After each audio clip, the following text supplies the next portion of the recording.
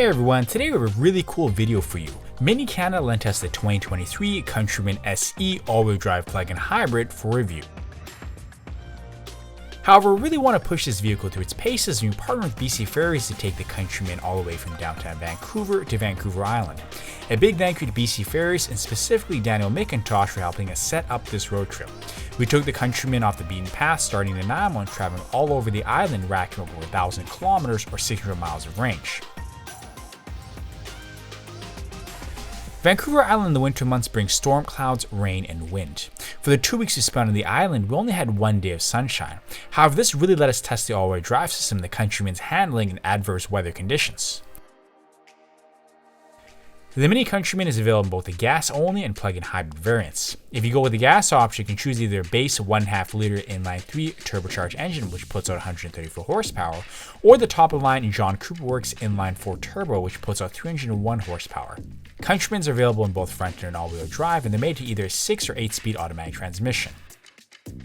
I had the Mini Countryman SE plug-in hybrid with the all-wheel drive powertrain. The gas engine is the 1.5 liter inline 3 turbocharged engine, which puts out 134 horsepower. However, the plug-in hybrid does include a 7.6 kilowatt-hour battery and an electric motor that produces another 87 horsepower, taking the combined power output to 221 horsepower and 284 foot-pounds of torque. When you put the Countryman into sport mode, this thing absolutely hauls, and I was doing a 0 to 60 in just over 6 seconds, which is very remarkable indeed. For those who don't know, hybrid vehicles offer better fuel efficiency as the torque electric motors kick on at slower speeds, and the gas engines only come in when more power is needed. Furthermore, nearly all hybrid vehicles have regenerative braking, which allows you to reabsorb kinetic energy whenever the brakes are applied. The only con is that hybrids are often more expensive than their gas-only counterparts. Now, if you live in a city or urban environment, plug-in hybrids have their place. If your commute is short enough, you might not even need to use an ounce of gas to get to work. Like an electric car, you can plug it in at night and use the electric battery range for morning commutes. And you never have to worry about range anxiety because you always have a gas engine if you run out of electricity. The plug-in Countryman SE only has around 25 kilometers or 17 miles of electric-only range, which to me just isn't that great. I wasn't even able to get around town with one charge, which is arguably disappointing at best and lackluster at worst. The good news though is that the SE can fully charge its battery in around 3 hours, which is pretty quick, and you should expect a solid fuel economy of around 7 liters per 100 kilometers.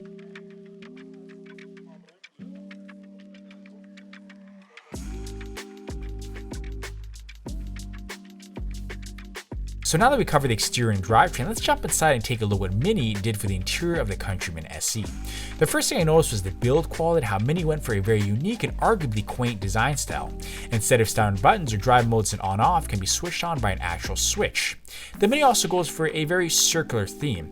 Even the infotainment system and door handles are circular in design, which makes the Mini very unique indeed. I do like how the buttons and fixtures feel high quality and nothing that you would be expecting from the bargain bin.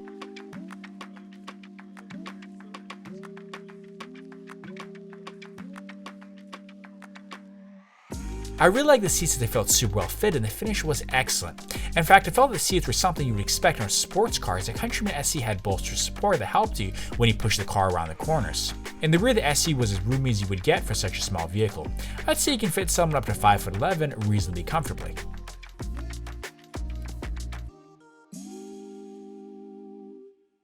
One of my absolute favorite parts of the Countryman SE was surprisingly the steering wheel. The Mini isn't exactly a brand you associate with racing, but the BMW DNA definitely trickled down here. The Countryman SE's steering wheel was excellent with a really upscale finish and more importantly beefy grips which really help you get a hold of the steering wheel. Why does this matter? I find that excellent steering wheels actually help with roll feel and makes driving so much more enjoyable. When it comes to extra safety features, the Countryman SE will have a rear view camera and proximity sensors in both the front and rear bumpers.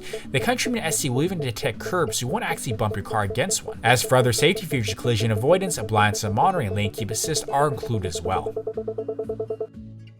Now here's kind of where I will level some criticism toward the Countryman SE interior. The infotainment system is both touchscreen and tactile.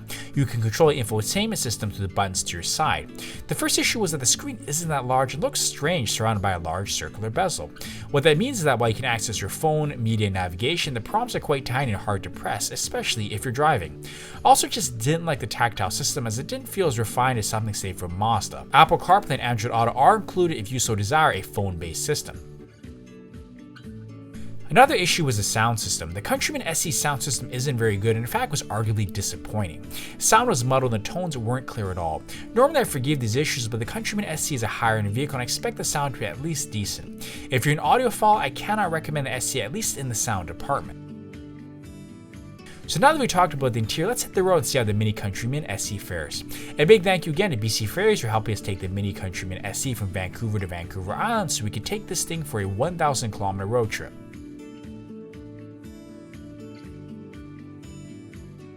I imagine if you're interested in buying this car, the handling certainly may be an important part of that decision.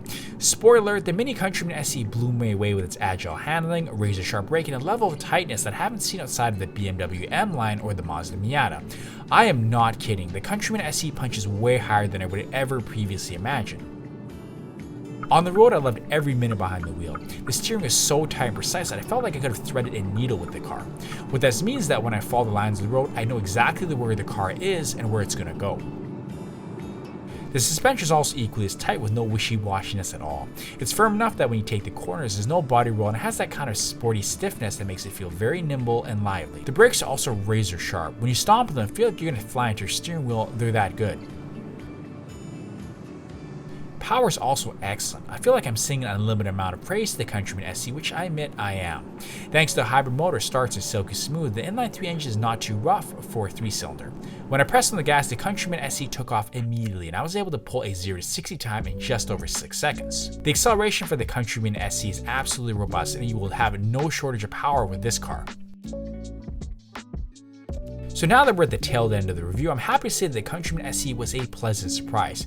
I had no idea that Mini produced vehicles with overall excellent interiors, perhaps most importantly, excellent handling, power, and fuel efficiency. So having had the opportunity to drive the car all over the island, I could say yes, the Countryman SE is an excellent choice if you're interested in such a vehicle. That said, the screen is a bit tiny, the sound system is not the best. Also, the electric-only range is only 25 kilometers or 17 miles, which is on the edge of unacceptable. However, I do still recommend the Countryman SE as its flaws are vastly outweighed by what it does well. Taken all together, the Countryman SE is a total win and something you definitely need to test drive. Thanks so much for watching. If you liked the video, please leave a like or sub as it helps a ton. Have a great rest of your day.